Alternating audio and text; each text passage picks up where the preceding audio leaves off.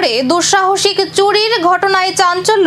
Gas cutter দিয়ে jewellery দোকানের shutter কেটে ভিতরে ঢুকে স্বর্ণ রূপো এবং নগদ অর্থ লুট করে চম্পট দেয় দুষ্কৃতীরা। সিসিটিভিতে ধরা পড়েছে এক সন্দেহভাজনের ছবি।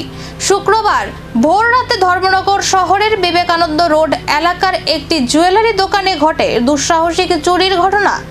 গ্যাস কাটার দিয়ে দোকানের শাটার কেটে ভিতরে প্রবেশ করে দুষ্কৃতীরা। এরপর স্বর্ণালংকার রূপোর সামগ্রী এবং নগদ অর্থ নিয়ে পালিয়ে যায় তারা।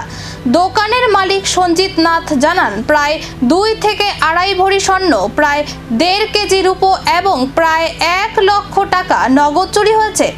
সকালে দোকানে এসে তিনি ঘটনার কথা জানতে পারেন এবং সঙ্গে সঙ্গে ধর্মনগর থানায় খবর দেন।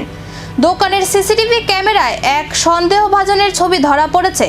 স্থানীয়দের একাংশের দাবি, ওই ব্যক্তি দীর্ঘদিন ধরে মহকুমার বিভিন্ন এলাকায় একাধিক চুরির ঘটনার সঙ্গে জড়িত। যদিও এই দাবির স্বাধীনভাবে নিশ্চিত হওয়া যায়নি, পুলিশ ঘটনাস্থলে পৌঁছে সিসিটিভি ফুটেজ সংগ্রহ করছে এবং অভিযুক্তকে শনাক্ত করে গ্রেপ্তারের চেষ্টা শুরু করেছে। ঘটনায় ব্যবসায়ী মহলে শুরু হয়েছে উদ্বেগ।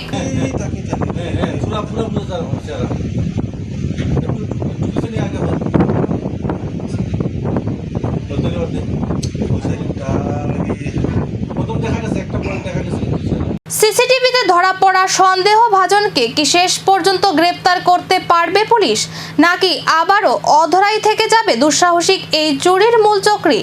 এখন সেদিকেই নজর।